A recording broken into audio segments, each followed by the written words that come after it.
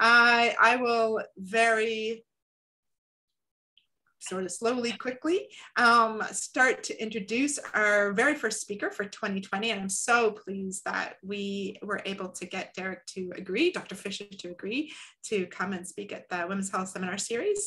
And I'll introduce him in just a second. But before I do that, I'd like to do our land acknowledgement, which is that we recognize that we work, live, play, and participate in a community on the unceded, ceded, and traditional territories of the 203 First Nations, along with 38 Métis chartered communities, each of which possess their own unique traditions and history here on this land that we now refer to as British Columbia. Obviously, I'm in British Columbia, but I know that many of you are throughout Canada and the US, and possibly some in Europe as well, depending on the time. I think I see at least one person on the call from Europe. We acknowledge the importance of the Truth and Reconciliation Commission of Canada's call to action, the United Nations Declaration on the Rights of Indigenous Peoples, and BC Declaration of Rights of Indigenous Peoples Act. In all of our work, we're committed to ensuring Indigenous women's rights to health and safety and the equal opportunity to participate in a manner that recognizes and respects Indigenous cultures and traditions. And today, I'm joining you from actually North Vancouver, because I'm in my home, which is part of the unceded homelands of the Coast Salish peoples and the traditional territories of the Musqueam, Squamish, and Tsleil-Waututh First Nations. So I encourage you all to, you can put it in the chat or just think about the Indigenous peoples on lands that you work, live, and play and participate on. And just like very, very quickly tell you a little bit about the Women's Health Research Cluster. We're right in the middle of doing our renewal application. We actually have over 348 members, I think is what we have currently. And throughout academic to community settings, a number of trainees. We do a lot of events. We have some new events coming up. One that Jesse Lacasse is, I hope, going to be helping with. And he's at Concordia, graduate student in Concordia. We have great support from UBC and other sources, so thank you very much to that. If you feel like donating, please do donate. And we haven't had trainee travel awards. We'll have to change the name of that, but they are coming up. I think we'll have 3 competitions this year, depending on our finances. So please do think about joining that, and you look us up. I just learned that our, and I'll stop sharing here so that once I can find the screen to stop sharing, the stop sharing button. Oh, come on, you'd think that we'd all be so used to that by now so that Derek can share his screen. I just learned that our blog is was voted number 9 for women's health in Canada and worldwide, not in Canada, worldwide. I thought that was pretty amazing. Thank you, Jackie. I thought it was pretty amazing too.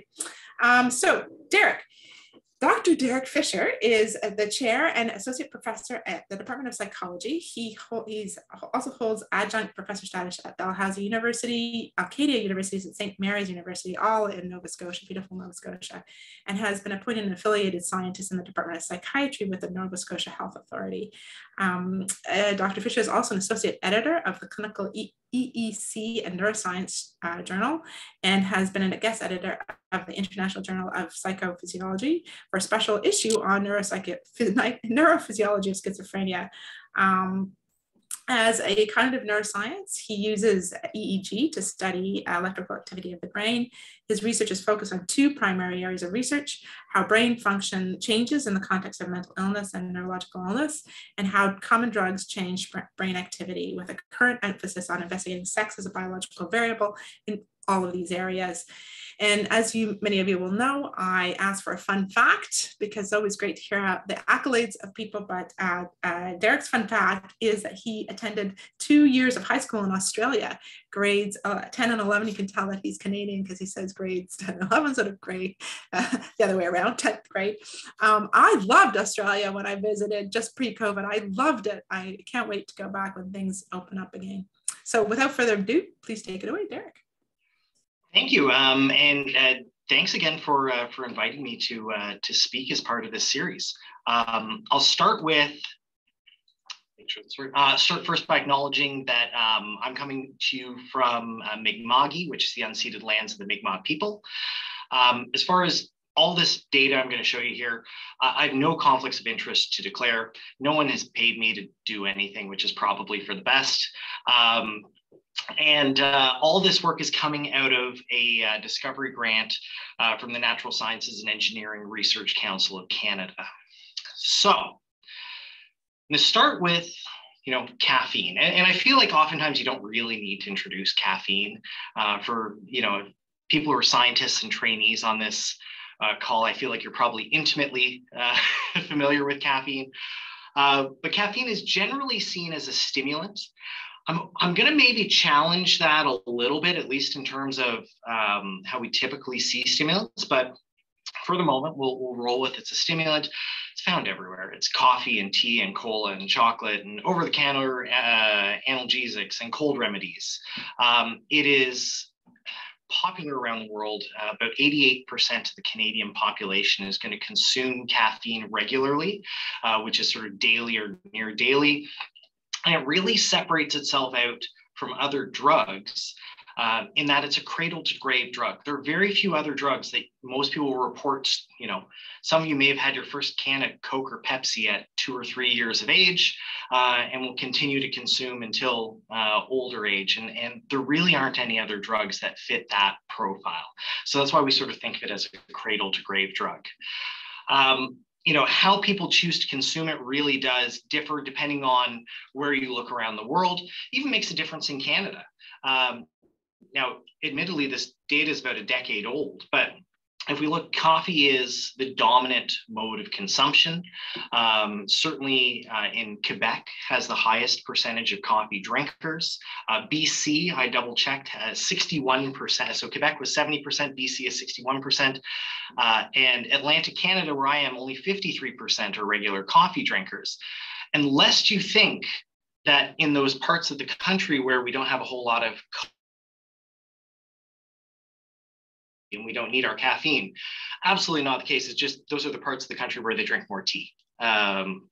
So we're getting a lot of caffeine being consumed, and it's really pretty potent.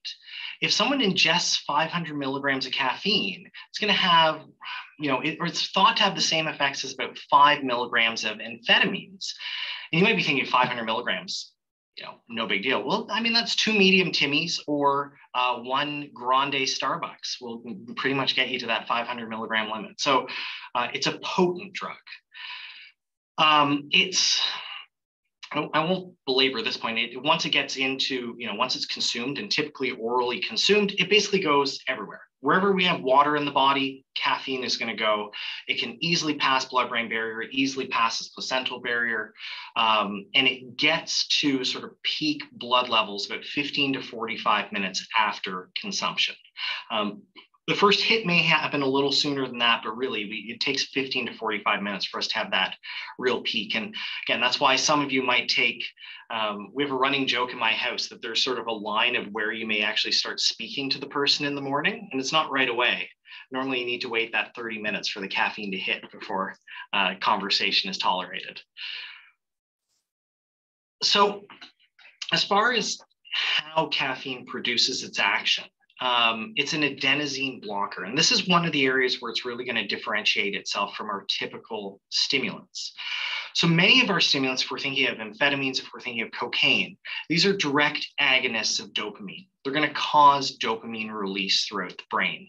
And they're going to do other things too, but we're mostly talking about agonism. Caffeine, conversely, is an antagonist. It blocks adenosine receptors in the brain. Now, adenosine is a naturally occurring hormone that builds up over the course of the day. It does a lot of things. It expands our blood vessels, but predominantly it makes us feel relaxed, maybe even sleepy. So caffeine, as opposed to having that direct activating effect, sort of blocks the sedating effect. So in that way, it sort of indirectly stimulates the individual. And beyond that, it's what we would call a dirty drug. There are some drugs that they have a really clean neurotransmitter profile. Again, cocaine has a pretty clean dopamine profile, whereas caffeine, through adenosine receptor projections, actually affects a huge number of neurotransmitters. So that includes dopamine, it includes glutamate, it includes serotonin.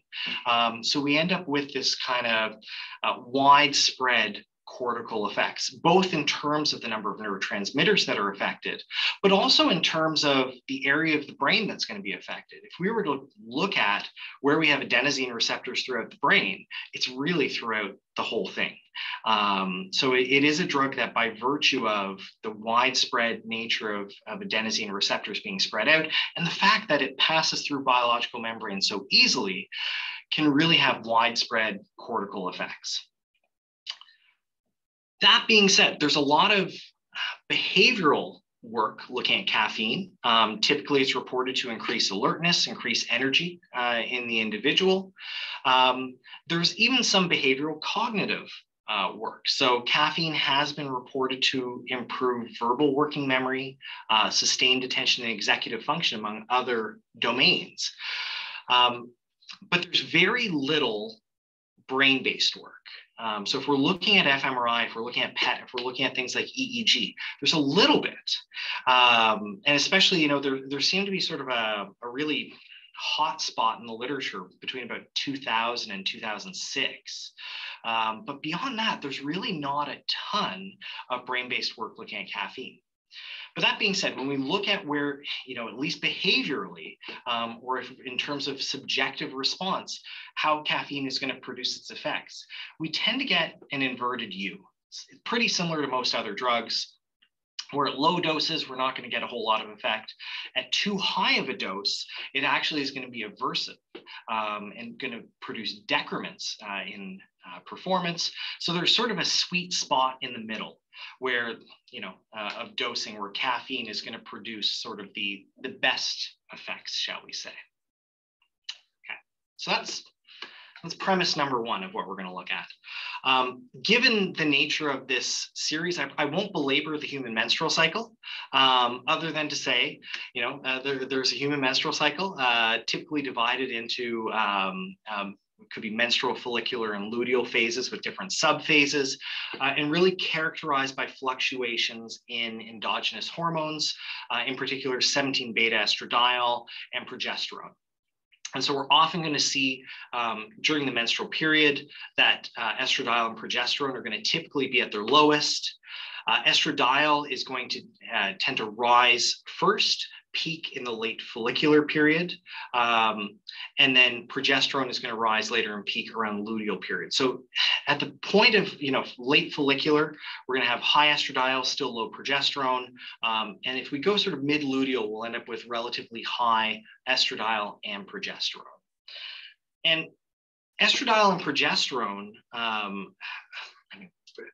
produce a wealth of different sort of functions throughout the body. But from a brain-based perspective, there's some work, again, not a ton, shockingly little if you think about the fact that the proportion of people who have a menstrual cycle and how little we know about what it does to the brain. But this work that's out there suggests that it can impact certain cognitive domains. So for example, verbal working memory, which you may recall I mentioned caffeine has an impact on. Well, estradiol appears to have an impact on this as well. So higher estradiol levels tend to be associated with reduced errors. And this is a figure from the Hampson and Morley study I'm citing here. And in the late follicular phase, which again is when we're going to tend to see highest estradiol levels, tends to be increased performance, both in hit rate, reduced errors, and reaction time. There are other domains that are affected, like visual search, where we sort of see greater EEG indexed amplitudes and shorter latencies, indicating greater processing resources allocated to visual search and quicker processing during the luteal phase. And this has actually been correlated with progesterone levels. So increased progesterone appears to be beneficial for visual search.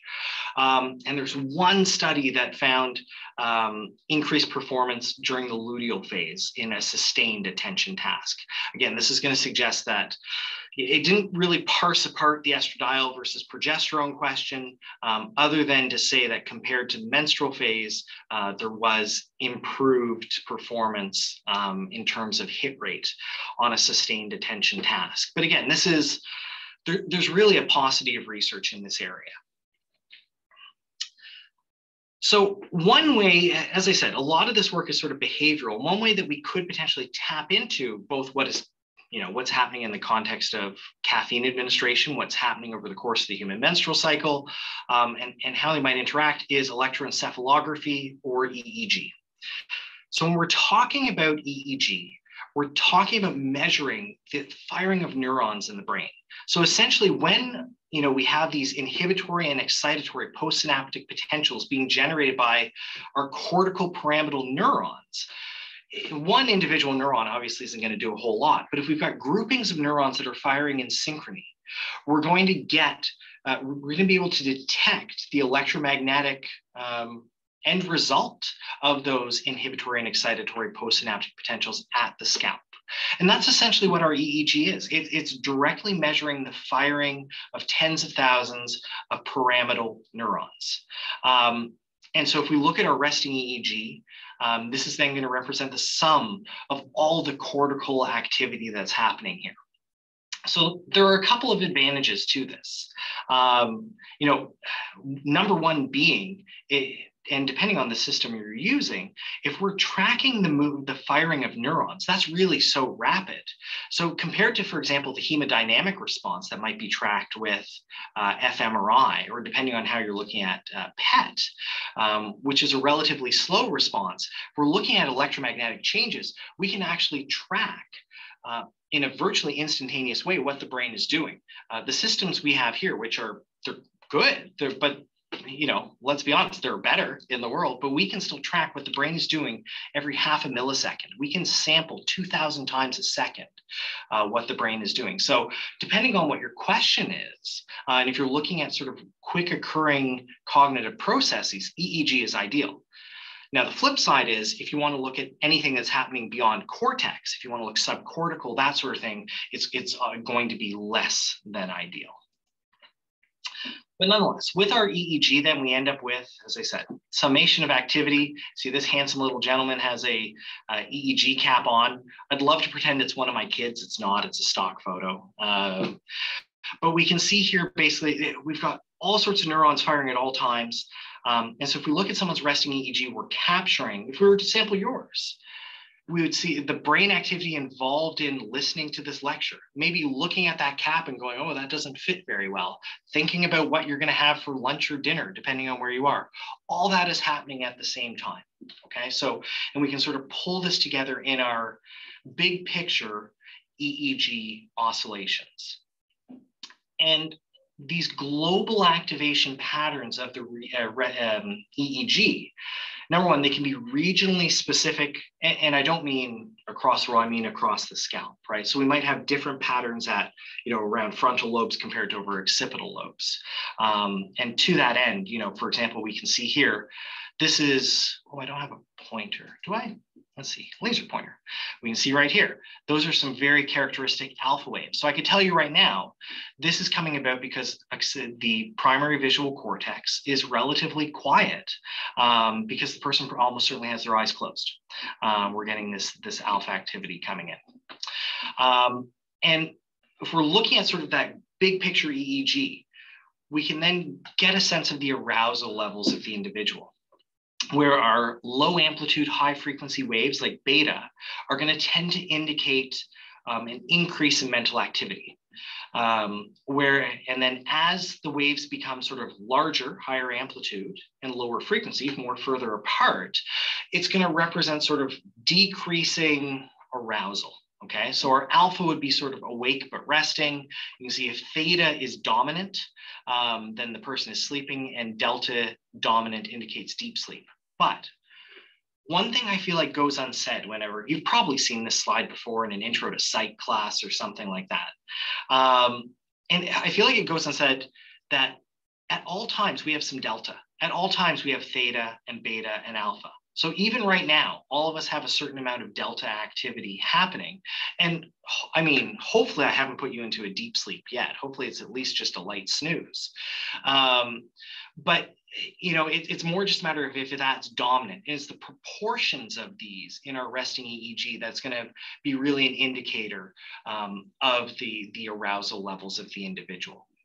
So even in a tracing that looks like predominantly beta, there will be some alpha and theta and delta mixed in, but at a lower proportion and therefore may not be immediately visible without some complex processing in the background. So a break off of EEG, because you may have picked up, if we're looking at global arousal levels, it's fantastic and for some questions, but if we want to know how the brain is processing certain stimuli, well, that doesn't really help us out. And so that's where our ERPs can be really helpful. So ERPs really just come about when we present stimuli during an EEG recording. We're going to tend to present same stimulus or stimulus category multiple times. So that way we can sort of isolate the brain's characteristic response to that stimulus. And the way it simply works is this. Let's say I'm interested in your brain's response to a sound. Well, if I present that sound once, yes, the response is going to be buried somewhere in there. Let's say this stim 1 is our sound. Yeah, the brain's response sound is in there, but also too, remember, you're also holding yourself upright. You're breathing, your heart is beating, you're processing ambient light. You're, again, might be thinking about something else. So there's so many other things that are happening, but the key is all those other things are to a certain extent random. So if we present that sound over and over and over and over again, the EEG activity that's happening over top of it is random, but the brain's response to the sound is constant, especially if we time lock it. So if we then take these, we call them epochs, but chunks of EEG following the stimulus and average them all together, stack them on top of each other, randomness, on top of randomness on top of randomness cancels out to 0. So we're then left with our characteristic brain response to that particular stimulus. And in the case of this talk, this P300 at the back, about 300 to 400 milliseconds after a stimulus, that's going to be particularly important for some of the tasks we're going to talk about. It's by far the most ubiquitous of the ERPs out there, and especially the P300B, or if people say P300, they usually mean P3B, usually indicates some sort of target detection. So the brain has detected something it was looking for. Maybe biologically relevant, it might be task relevant, but nonetheless, brain has found what it's looking for. And I guess the only other thing I would add to that is that typically the larger the amplitude of our ERPs indicates greater cortical processing resources being allocated to that. And the time to the peak indicates how quickly the brain was able to produce that cognitive action. So there are a lot of advantages to ERPs, particularly good for caffeine, because caffeine, as I said, it's a vasoconstrictor. So adenosine expands blood vessels, so caffeine, as an antagonist, constricts blood vessels. It's one of the reasons why if you have a headache, a cup of coffee might make it feel better. It constricts those blood vessels that might be putting pressure on. So if we're going to then look at a brain-based mechanism that looks at blood flow, the hemodynamic response, but we're using a drug that is, constricting the blood vessels, it's not to say there's going to be a huge problem, but it might be potentially confounding some of the results. The other area where ERPs are nice is that previous work has suggested that caffeine is ergogenic, which is say it doesn't affect cognition at all. It doesn't affect what our brain is doing at all. It just speeds up our motor responses. And so by virtue of having a behavioral response and a cortical response, we can actually separate out cortical speed from motor speed, which can be sort of a nice sort of thing. As I've indicated, high temporal resolution and ideal for a vasoconstrictive drug. So depending on the research question you're asking, this can be sort of a nice thing. So that's all our foundational work. That's setting the stage for the two big questions that I don't know that I'll be able to definitively answer, but really what guided this work. The first is, how does caffeine produce its effects? Does it act like a typical stimulant? And then the second question is, are these effects altered by the human menstrual cycle? And I think this latter one has bigger implications from the perspective of, in psychopharmacology research, we know that females have been systematically excluded for, well, basically as long as there's been psychopharmacological research. And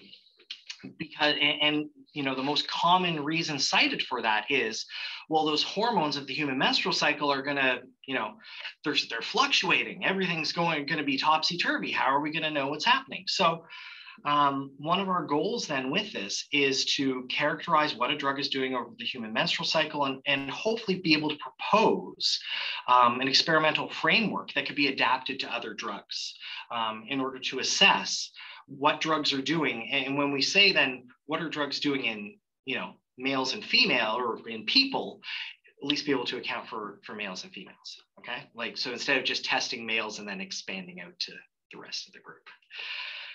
So those are our big questions. I'm going to talk about our participants because it's, as I said, it's coming from sort of a big project with multiple parts, and this part is relatively consistent.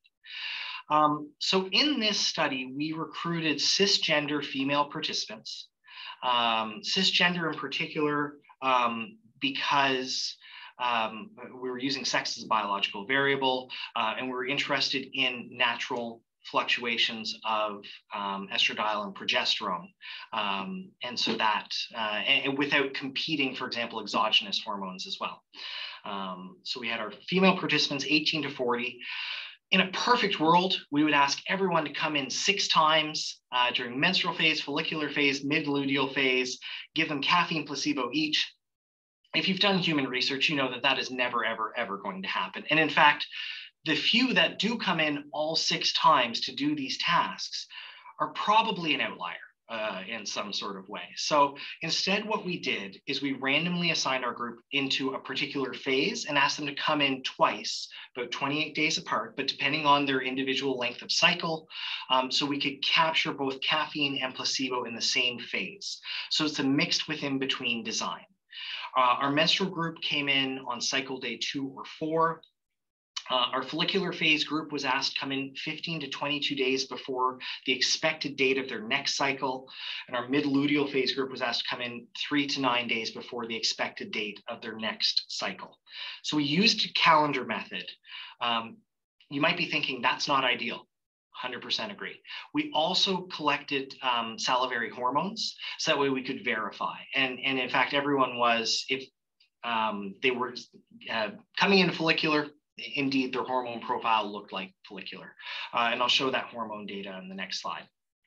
As far as other inclusion criteria, they needed to have a regular menstrual cycle and needed to be a regular or semi-regular caffeine consumer. Caffeine is so widely used that people who don't use caffeine at all, oftentimes it's because it's aversive. So, we included a group, and again, when it's 88% of Canadians regularly consume, we felt like this would sort of represent the majority of the population.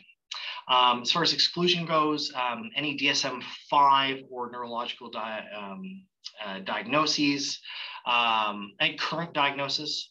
I think there was one person who carried a childhood diagnosis that they had outgrown in adulthood, and so we said that was fine. But if they carried a current diagnosis, that was they were excluded. If they're taking any regular medications, apart from, I'm not going to present that data. We do have data on a group using oral contraceptives, but for the purpose of this, if they're taking any regular medications, or if they had had a pregnancy in the past year, which can obviously alter estradiol and progesterone levels. So those are our groups. As I said, we collected saliva via the very popular passive drool technique. No one enjoyed whether it was the person collecting it or the person donating the saliva. No one enjoyed it, but it gave us our results. And as you can see here, our estradiol levels were lowest at menstrual, peaked at follicular, came down at luteal, whereas our progesterone levels were relatively low menstrual, follicular, peaking in luteal. So we sort of got the data we were expecting to get. And at this point, I'll send a shout out. I'm a cognitive neuroscientist. I have no idea how to do any of this. It was Dr. Tara Perot and her lab at Dalhousie who did the salivary analyses for us. Okay. So as I said, our design was then people came in twice. It was randomized, it was double blind, it was placebo controlled. People received a 200 milligram caffeine pill or placebo. We picked 200 milligrams in part to match up with the existing literature, but also it just happens to coincide with, a medium coffee at Tim's or McDonald's or Dunkin' or wherever you are. So we felt like it had some pretty good ecological validity as well. Our participants then did a neurophysiological battery, including resting EEG, MBAC as a working memory task, the AXCPT as a sustained attention task, a visual search task, and novelty oddball. I'm only going to talk about the resting EEG and the MBAC with a little bit of sustained attention, but yeah, so they did this sort of big battery both days. And on the first day, they completed a caffeine consumption questionnaire. So we could have a sense of where everyone's using caffeine. We did want to be able to account for caffeine use. And yeah, it was, pretty standard procedure. They showed up in the morning. It was all morning test sessions. We kept that consistent just because of circadian fluctuations and brain activity.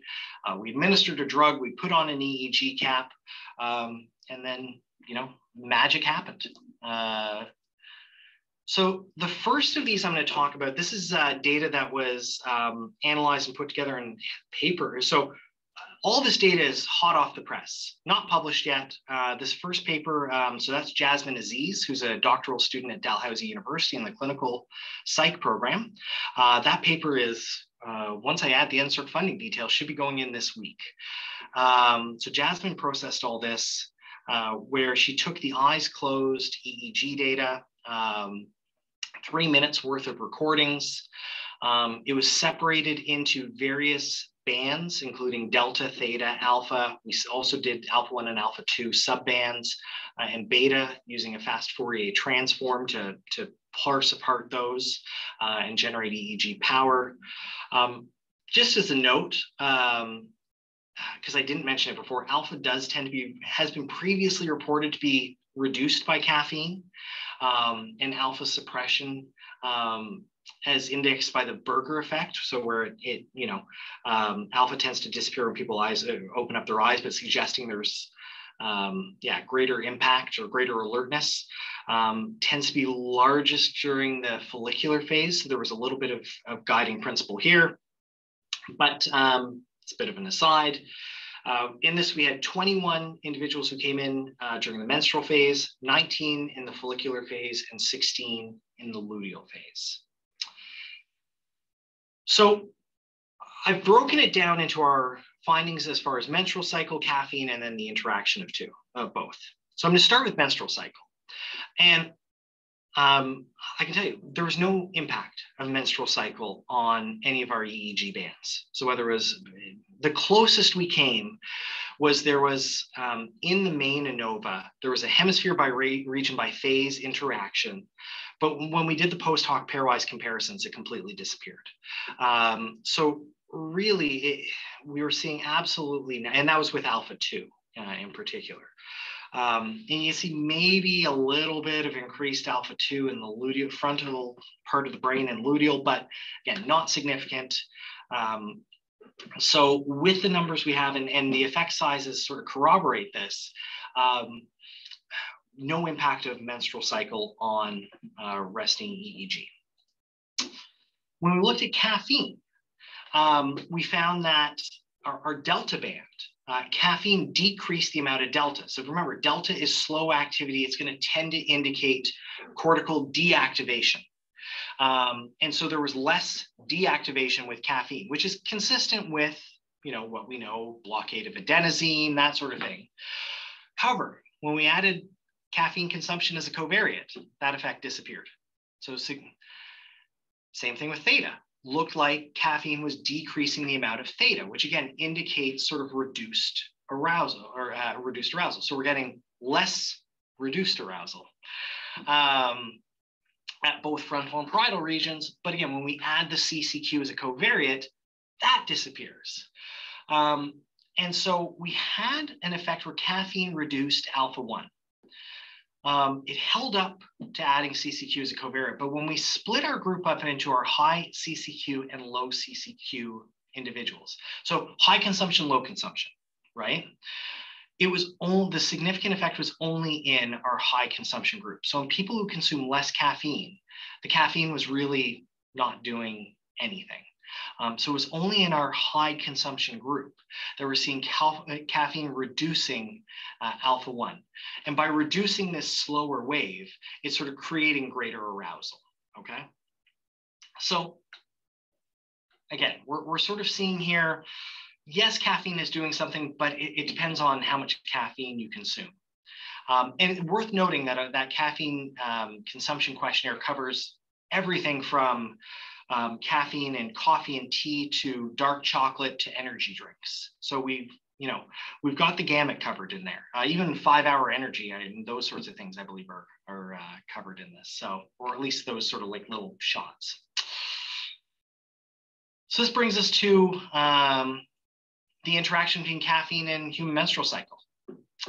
Nothing, absolutely nothing. And so what can we take away from this, at least with resting EEG?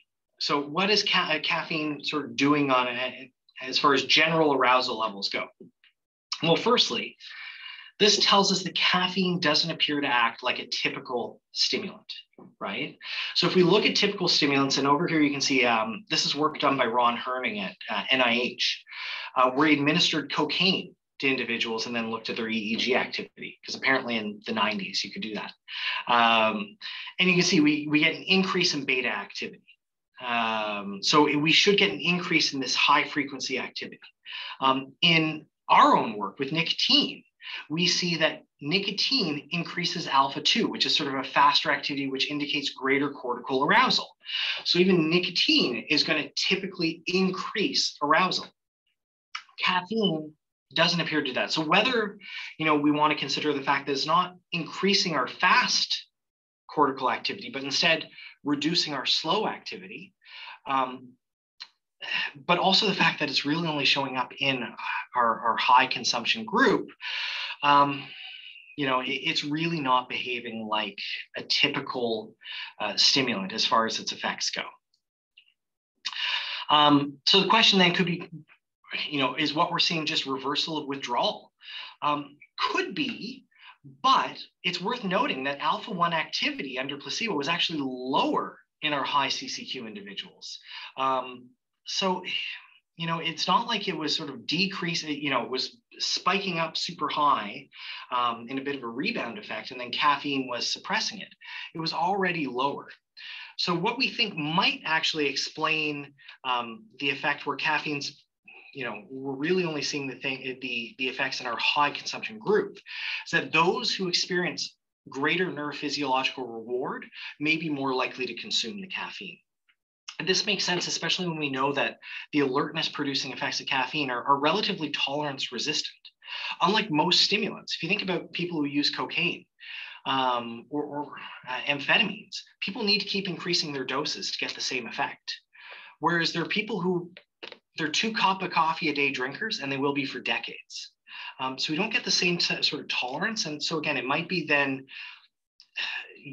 consumption is driven by the neurophysiological response, as opposed to, again, withdrawal driving that. The other thing I think is really notable, especially as far as resting EEG goes, is that human menstrual cycle phase didn't affect EEG power, but caffeine consumption did. So, as far as, at least with resting EEG studies, and especially if we're looking at caffeine, I can't speak for every drug, it's more important to control for caffeine consumption than it is biological sex or human menstrual cycle phase based on our data. So it sort of speaks against, at least for resting EEG caffeine work, against that systematic exclusion of females from this work over years and years and years. Okay, so that's, again, general arousal levels. But what about, if we want to talk about specific cognitive processes? So I'll talk about the MBAC task then. So this data was analyzed by Alex Oprea, who was an undergraduate student in my lab. She's posing with a stethoscope. She's now in med school at Dalhousie. And so she looked at this verbal working memory data, slightly different numbers. She analyzed the data she was working with was a little newer than Jasmine. So we've got 20 in the menstrual phase, 19 in follicular phase, 19 in the luteal phase. And for those of you unfamiliar with the NBAC, it's a working memory task where you have to respond when you see a match for a letter. Well, sorry, you respond to a target, which is a letter that matches that was presented NBAC. So in a one back, you're basically responding to, if you see, in this sequence, you see XDC, and then the next letter is a C. Well, this C matches the letter that was presented one back. So this is our target, okay? The one back is super easy. If we're being honest, it's also super boring because it's so easy. That's the point though. This is a good thing. Let me tell you. Conversely, the three back, you're trying to match the letter that was presented three back. So this obviously is going to tax working memory a lot more, especially since these letters are coming up about every half a second, right? So it'd be C, D, X, C. You then have to remember that this C matches the letter that was presented 3 letters ago. So you have to essentially hold 3 letters in your working memory at all times and shift it. So it's roving.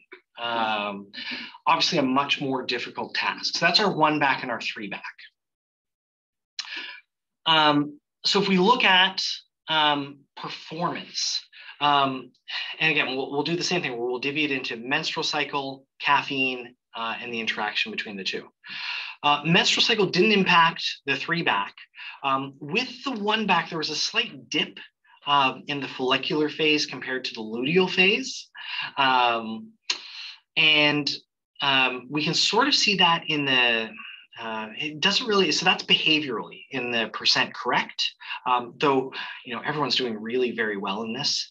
And if we look at the ERP data, you see here's this P300 showing sort of target detection. You actually see the greatest responses in the menstrual phase. And we're seeing sort of roughly equivalent brain cortical responses in follicular versus luteal. So at a cortical level, we're not really getting a difference in the one back between follicular and luteal. We are behaviorally, whereas we're seeing sort of greater processing resources allocated in the menstrual phase, despite the fact that people are doing no better. So this might suggest, for example, that in order to maintain that performance, the brain has to work a little bit harder, but hard to say. In the three back, you can see again, there's a decrement in the follicular phase, whereas menstrual and luteal are the same. From a behavioral performance perspective, it's all pretty much equivalent. It's a hard task. People tend to get around 70% correct. So there's a little bit of a ceiling effect, or sorry, a bit of a, no one's doing particularly great, but no one was doing terribly either. So it's a limited range in where we're seeing the percent correct. So that might have limited our ability to detect what's going on. But overall, menstrual cycle is having, minimal effects. If we look at caffeine, caffeine increased the P300 amplitudes in the one back, but not the three back. So we're seeing an increase in the easier task, but not the harder task, and no impact on behavioral measures. Now, this is where it gets a little interesting. If we look at the interaction between caffeine and human menstrual cycle, this caffeine-related boost of the P300 was limited to the menstrual phase, and you can see black is caffeine. I picked that, black coffee, and red is placebo, and you can see there's an increase right here in the caffeine. Increase as well in the follicular phase, but nothing in the luteal phase, okay? So that's in the one back, and you can see in the three back, looks like there's an effect there. That doesn't pull out statistically, and the scale, for what it's worth, is different in this one because these P300s are generally lower. Nothing for the three back as far as phase by drug interactions go. So, the question then becomes, why are the effects limited to the one back?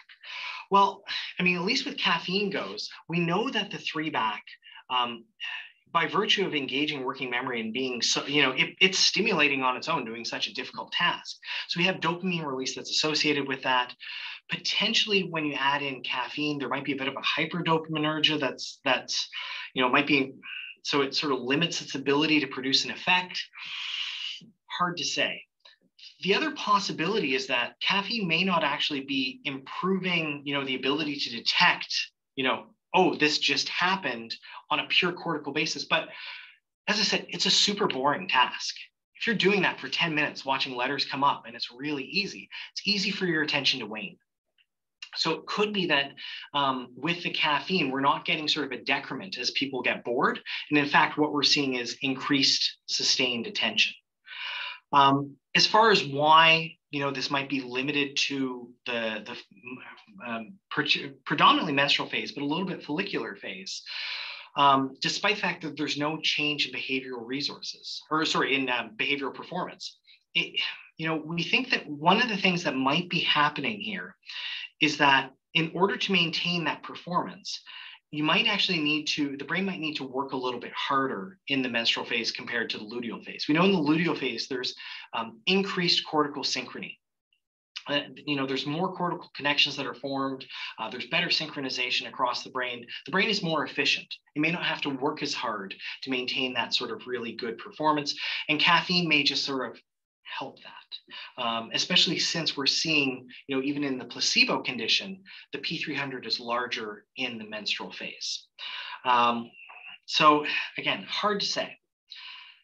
Last thing I'm going to sort of present here, because I know time is running short. Just coming back to the idea of how is caffeine doing? What's really happening here? This is unpublished data, very pilot data. I think it's about 10 per group. So this is the sustained attention task. And, when we looked at the sustained attention task again, we found a general bump of caffeine that we couldn't, what's really happening here? So it's a 15-minute, it's called the AXCPT. You're looking for an X that has an A preceding it. It's 15 minutes. It's meant to be super boring. It's really meant to tax your ability to stay on task. And what you can see here is early on, yeah, we're doing really well.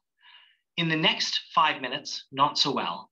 And by the time we get to the late phase, people aren't doing it, we're getting a reduced response here with our sustained attention. But under caffeine conditions, and this is menstrual phase, there's no difference between our three phases. Okay, so it's our three different time points, early, middle, or late in the task. So you can see then that caffeine is it's not bumping the early phase. People are no better in the first 5 minutes, but it's allowing them to sustain attention and sort of sustain that energy. This is menstrual phase. We're seeing more or less the same thing in the luteal phase. Again, early on in the first 5 minutes, they're great, but by the time you get to, second 5 minutes and into the last 5, we're seeing a decrement. And that sort of holds on with caffeine. So again, it comes back to this idea then that, I'll come back to that. Caffeine may not be a typical stimulant in that it provides that immediate hit, but what it might do is, especially under a context where we're motivated, it might sort of provide us the resources to sort of sustain attention and kind of keep going. So we're not seeing that immediate bump in performance, but able to maintain performance. That could be sort of what we're seeing here. As far as other, take-home messages from this, the interaction of caffeine and human menstrual cycle, as you can see, depends on the task. We're seeing an interaction for verbal working memory, but less so for resting EEG. And if the data holds up for sustained attention, we're not seeing that either. And I think all this speaks to, and the field is moving this way, but the inclusion of females in psychopharmacology research, whether that mean by testing at multiple time points, whether it means holding the menstrual cycle phase steady. So you bring everyone in luteal phase or menstrual phase. I think just morally, there's a really strong rationale for that. And I think scientifically, we're showing that this can be done really quite easily. As far as limitations or questions that are, sample size can always be bigger. I always feel a bit cheap adding sample size.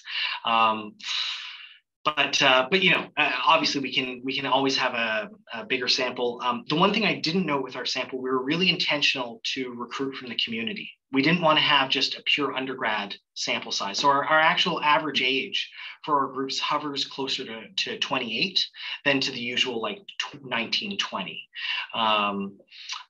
So we feel like we've got sort of good distribution that way. with caffeine, it's really difficult to isolate pure effects. Nicotine, it's easy to find non-smokers and see what nicotine's doing in non-smokers, but with 88% of the population, it's hard to really parse apart what we're seeing that's just caffeine on its own versus caffeine reducing abstinence or withdrawal effects.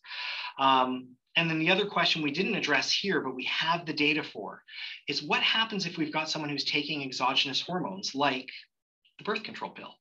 What if someone's got, their ovaries and adrenal glands are producing estradiol, but then they're also stacking on top of that exogenous hormones through hormonal birth control or other medication. We haven't analyzed that data yet, but it is in our set. Obviously, no follicular phase, but we would have a hormonal and a luteal. So last is just where do we go next? Well, as I said, hormonally mediated human menstrual cycle. I think this really also has important implications for looking at exogenous hormones for trans women.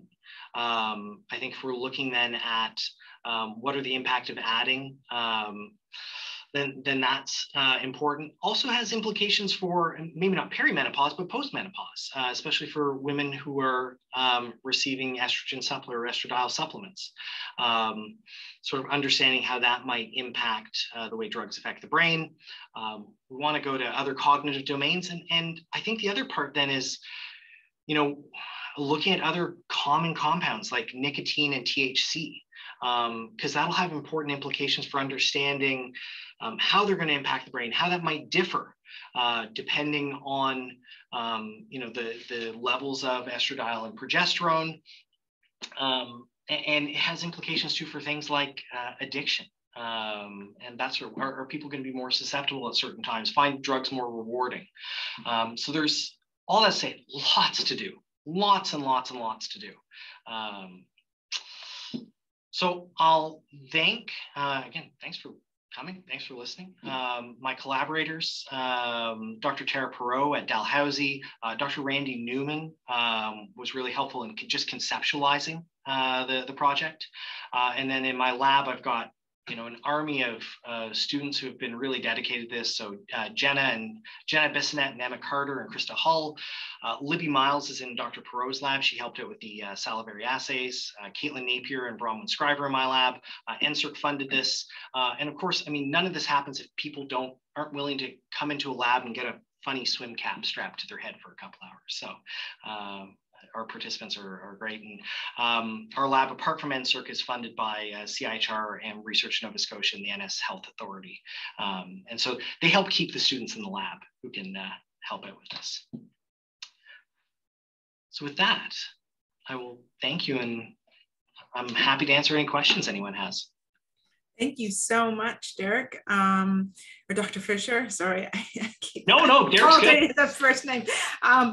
It's very difficult, as probably many of you know, to maintain our sustained attention when we're all virtual. So if you can give an animated clap or unmute yourself and give a real clap, I'm sure that Dr. Fisher would appreciate it. And I'll give a real clap since I'm unmuted already.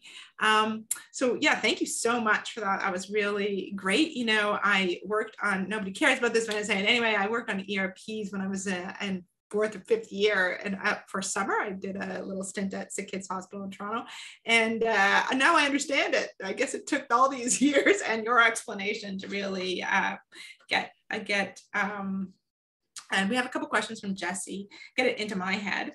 I maybe sort of weaved into one of Jesse's questions, and I don't know if he wants to unmute himself or not. But you did have quite a range, and I know your N is not low enough to really get at this, but I think, and I don't know if this is true or not, so this could be just one of these, alligator in the sewer stories, but it was Elizabeth Hampson, who I think you also have, you showed some of her data, told me many, many years ago that menstrual cycle amounts of estradiol and progesterone do change quite a bit across the across age, across the menstrual cycle. Also, we know it changes with parity as well. So I'm just wondering if you maybe accounted for that. Your average age, I think you said, was 28-ish. And Jesse has a good idea, I think, was, did you actually correlate? That's one of his questions. Estradiol and progesterone with EEG. So we did correlate with it on the task. And the nice thing with that is we can just smoosh everyone together, right? So you can put all, 60 or however many we have together. Nothing came out of that with the data we have, but we've got other tasks and we'll see with that. As far as what we've sort of moved to since then, most of our group, we have very, very few individuals over 32. And we sort of tried to control for things with the no pregnancy within the past year. But as you say, parity does make a difference and depends on the individual. So, in some of our more recent work, we've actually made it more 18 to 30 and only nulliparous. So, never having had a pregnancy. Which to a certain extent it reduces our sample, but it's something that we have moved towards. In this particular sample, we didn't exclude anyone if they had had a pregnancy at some point. Again, I'm just thinking of I want to say we had maybe 1 or 2 participants over the age of 32. So it was predominantly in that mid to late 20s range. It would also be interesting, like I don't know if anybody knows, but whether or not that's true, if it is an alligator in the sewer story, or whether whether the fluctuations are sort of deeper is what I think I remember her saying, that you get higher peaks and lower troughs as people age. So you sort of start off slow with the peaks and troughs, and then they go. I don't know if you know, like in terms of estrogens and progesterones. Yeah, I don't know. I mean, it's one of those things. Again, I don't think we've got the sample to really test it out. I mean, our numbers would be so small; it'd be very anecdotal. But to be honest, that was one of the other reasons why we wanted to make sure that we had the estradiol and progesterone data. At a certain point, actually, I think they said we've got enough that we can maybe extract testosterone as well, because I think that one would be a really interesting one to look at as well. But we want to be able to sort of look at, instead of just relying on follicular versus luteal, really what we're getting at is what's estradiol doing, what's progesterone doing, because I think that has broader implications. Mm-hmm. And the E to P ratio is another one that people Okay, yeah. Jesse, I don't know if you want to unmute yourself. I don't know if Miriam has a question because she looks like she came onto video, but Jesse has one other question. I'll read it. Speak to the effects we've observed with oral contraceptives. Honestly, we haven't analyzed the data yet. This summer is, we're going to be wrapping up this project. We were hoping that we were going to have it wrapped up this semester. It may extend into the early part of summer, depending on when we can get back to getting participants in the lab. But no, we're gonna have a full court press as far as analyzing and writing up this one. So.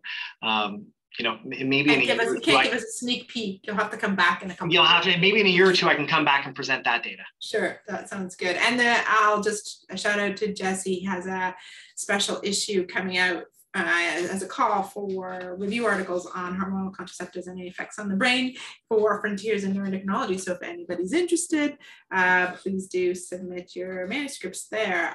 Miriam, did you have a question because you came on the video, or did you just freeze on me?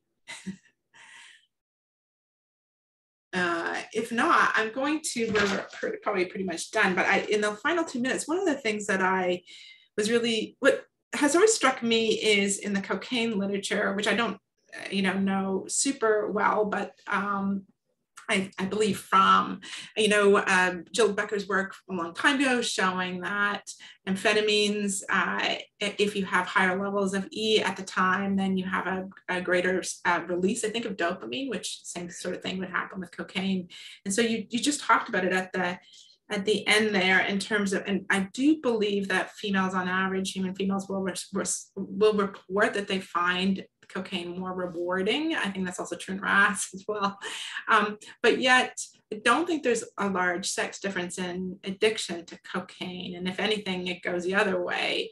And I've always wondered if menstrual cycle played a role. So if it is more rewarding in one phase versus another, and then you sort of, it kind of cancels each other out. And so that's why you don't see great levels of addiction. And if you have any thoughts about that, or if you asked about rewarding effects of caffeine in any of your studies. No, we didn't test rewarding effects of caffeine. Should I say that? We do have some mood data.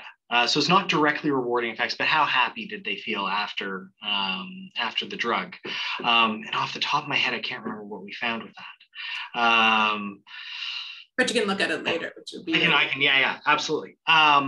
But I think there may be something to that, because one of the things that's always occurred to me when we're doing this work, especially if we talk about, say, fluctuate. Now, we're not really seeing a huge amount of fluctuation with menstrual cycle phase, but I feel like a lot of the literature and a lot of the discourse around it assumes that if males are here, females at their highest point are here, and then it dips. It's almost talked about as a decrement, or maybe in the middle.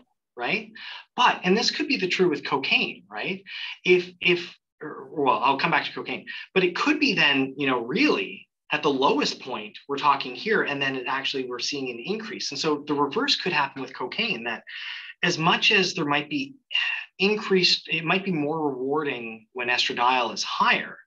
That might be equivalent to what, we're seeing in males all the time. And as you say, then for a big part of the cycle, then it's less rewarding than males would experience sort of typically. So absolutely, it could be then less rewarding, using for less days, easier to quit, all sorts of different things. So that's where I think oftentimes we sort of make assumptions of where things lie without the data to really position it. Well, you could have seen that I was probably looking down. I was trying to tweet out the sort of main points, and I said that you were singing my song. We need more data, and I think your data also shows that in females and women, and I really appreciated that actually you don't see large EEG differences. So people should feel free that the pesky hormones don't get in the way.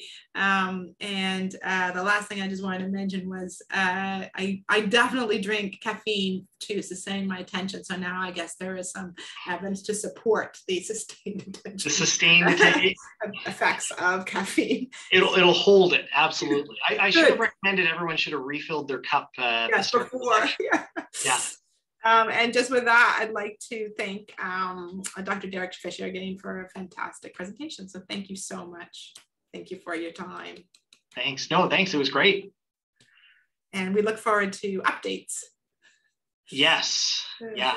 It'll be, it's going to be a fun summer. I'm really looking forward to getting this data out. Yes. Well, do tweet it out so that we can pay attention to it. Thanks a lot again, everyone. Thanks.